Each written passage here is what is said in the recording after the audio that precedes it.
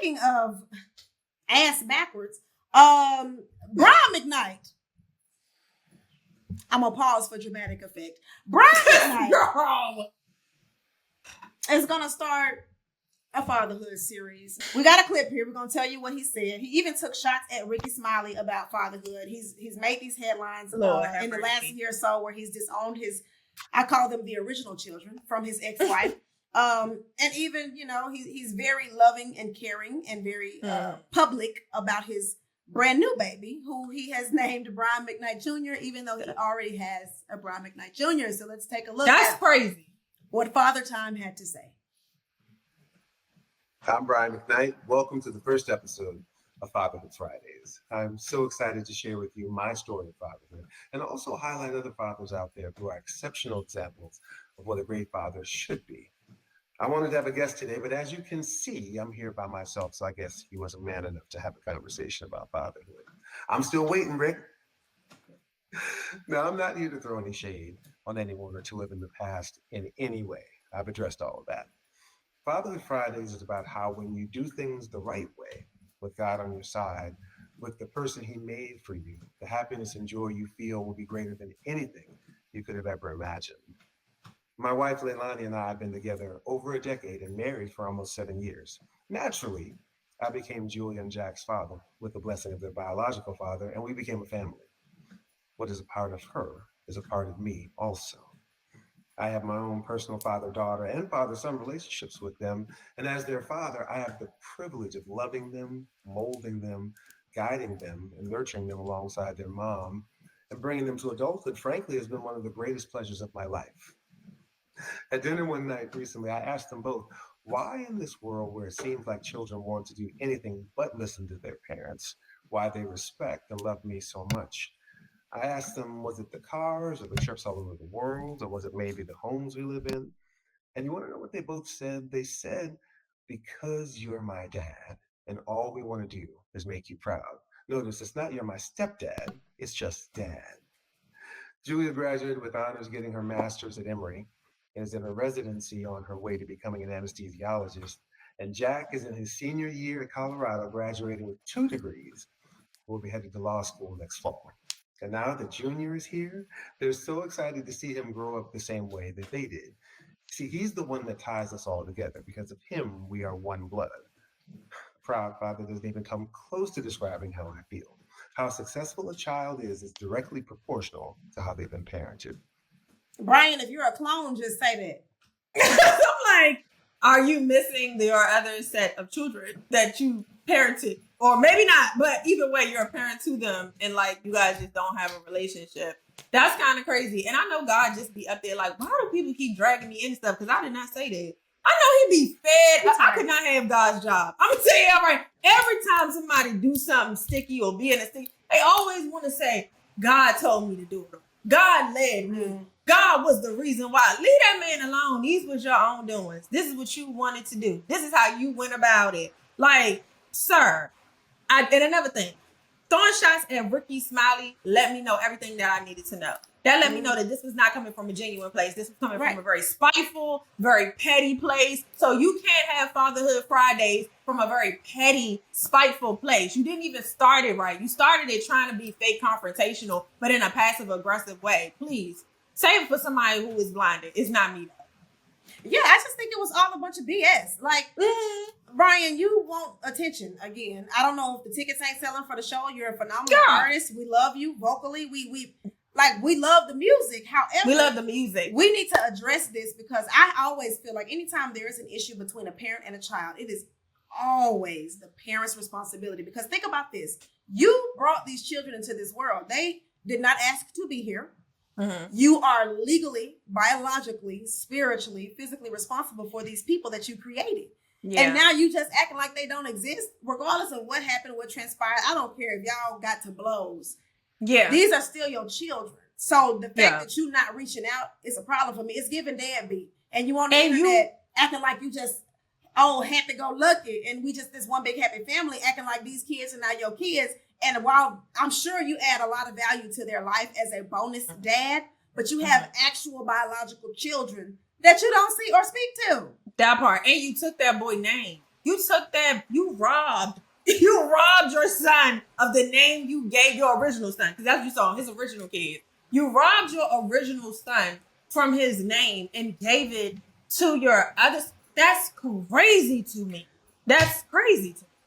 You can't just take somebody's name, act like they don't exist, and make another one. Like, what are you doing? That's not how the world works. They don't disappear. Your son is going nowhere. Like, you just really have to come to terms. And I think if you want to be real and you want to have Fatherhood Fridays, talk about this relationship. Talk about the damage that has been done. That's what we want to hear. That's what we want to tune into. Talk about how you're trying to restore it, how it's been hard, how you have two families and you're just trying to figure out how to merge them together or even how to exist in both and be an amazing father to both of them. Don't talk about this family as though the other one just does not exist, because we all looking at you like you crazy. Because you are. This is insanity. That don't even make sense. Very much so. Girl. And you know, like, my thing is, if you just needed something to do, it was, you know what I'm saying? Like, it was other things you could have done. Like, coming out the woodworks to say, I'm going to double down on not being they daddy. Like, bro, get it together. Like, you look insane, and we don't respect this type of behavior from any man. And I think it's frustrating because a lot of us just see Brian McKnight, the artist, the man that we loved in the 90s, and we love his music and his sound, his voice, and all these things.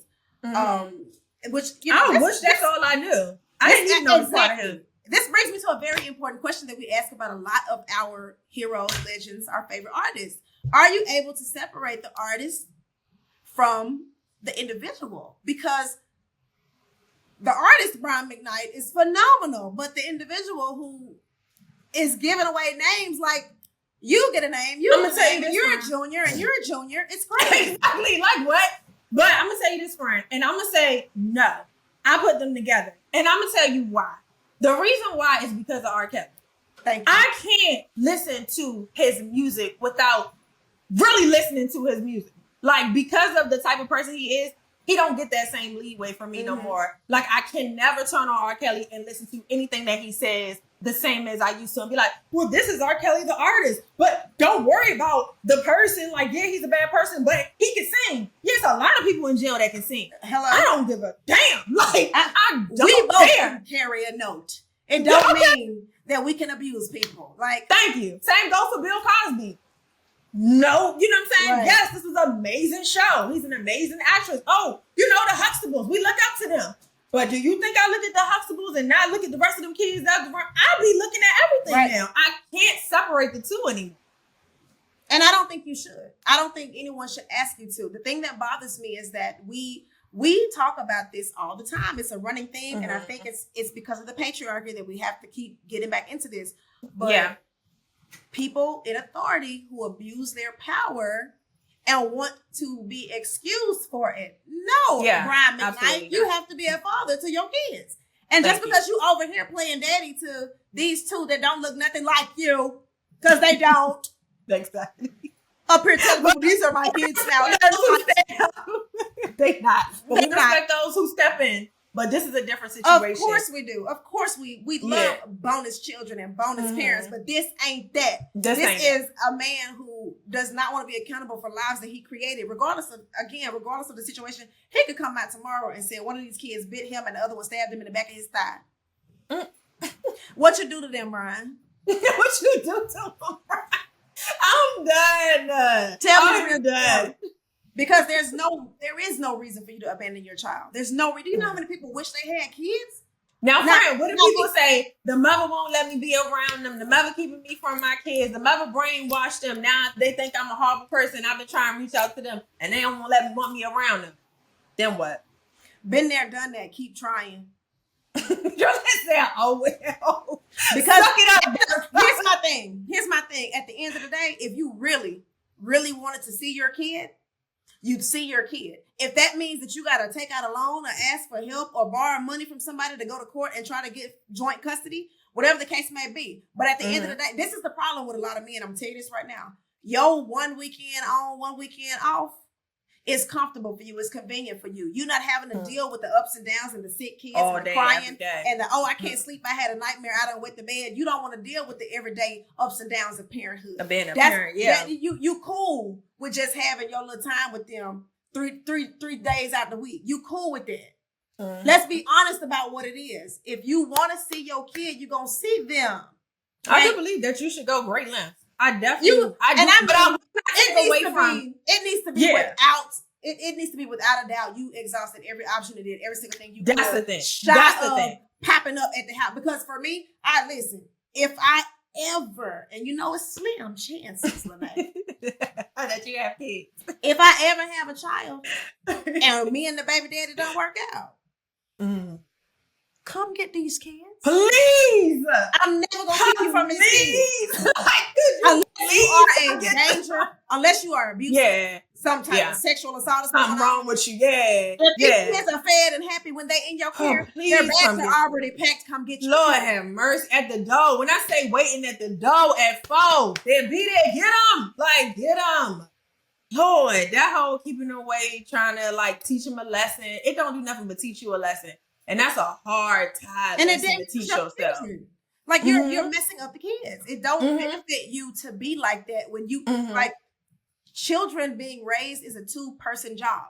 Like that's why it takes 2 to make a child. It's a 2-person job. You know what I'm saying? Like it's okay for you to, I think I got this and I can do this, or I've been made to do this on my own. Yeah, you probably figured out a way to do it, but you had your mom help, your sister stepped in every now and then. Somebody watch them. Like you got help because this is a 2-man job, right? So I just don't understand. Baby, come get your kid. I'll never keep a man away from no kid. Never. Like you said, less is serious. But outside of that, if you good and you can do it, please come do this. Because I'm tired. I don't understand that keeping people away from their children to prove a point, or just because you don't like them or y'all not together. Whatever the case, I don't know your reasoning. You know what I mean? But still, like, don't you want a break? Don't you want to just eat your food, eat your seafood boil, without have a drink?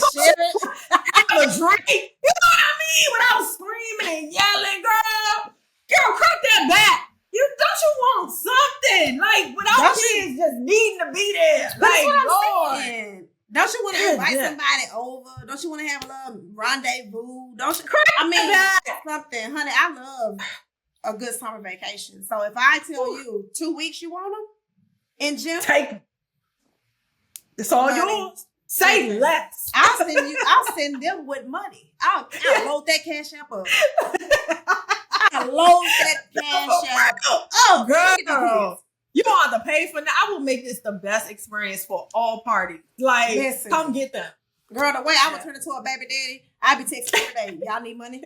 Y'all good? All right, y'all good? Hey, you need me to get y'all some Uber Eats? What's the location?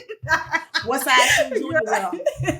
He needs some new shoes. He want to play with his shoes outside. Yo, girl. Got it. Yeah, we gonna make sure he got it. Yeah, Brian McKnight can't miss me with that. He can miss me with that because you can miss me with that. And that's why I'm going to leave it, because I'm irritated by it, because I think you just played in my face. And I told you, I don't like you taking my kindness for weakness. So the fact that you just sat up on this internet smiling, and then you look so fake. Another thing people... I love my bonus children. And they say because I'm their dad, not their stepdad, their dad. Like, please. Ain't nobody you sat up there being most authentic as you could. And everybody knows social media is about authenticity. And you sat up there, put that fucking suit on. And like, with the shirt open. Shut up. I don't like it. I don't like that. I don't like it. Girl, it stands to say that we've been hoodwinked once again. Exactly. Because, baby, they know the script.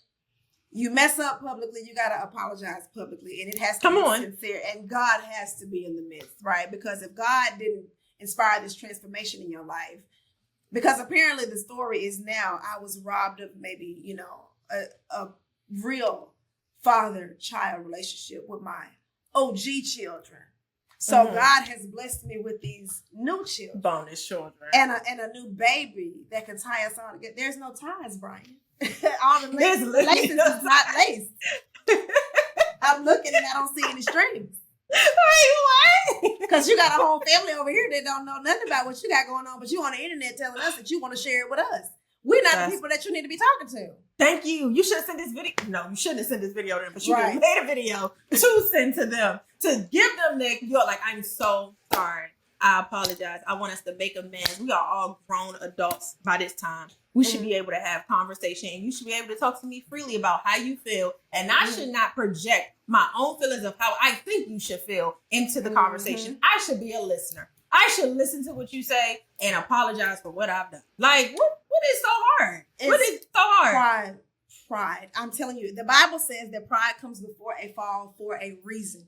When you can't get off your high horse and you cannot humble yourself and say, I was wrong, or I might not have handled that situation correctly. I could have done things better. When you're not able to say that, it means that you don't want to be accountable. You don't. Even if you dead wrong, everybody around you know you're wrong. You're still not going to admit it. That means you care more about preserving a false narrative, a false reputation, and a false image of who you think you should be to other people than you are about mending broken relationships. Because on the internet telling us about your new TV show when these folks ain't heard from you is nasty work. Girl. But that's your flabbergasted. I don't know. That's your like that. That's your father. I don't know him. That's wrong. Because because that's your father. Y'all had he's your buddy. Y'all ain't y'all cousins? I feel like y'all have a family reunion. No, that's your father. That's not. Relationship. No, see how he's messing up. He's messing up over here. He's messing up over there. Don't nobody know that man. Don't nobody know him. Baby, what Tommy Davidson said, who are these niggas? We got to stay away from these niggas. No, baby. He said a plain as day. Oh, so I mean, with these types of options, who would blame women for wanting to go the robotic route? Child. In other news, an article from 2016 has resurfaced on X, formerly known as Twitter. It spoke about how by the year 2025, women will be having sex with robots instead of men.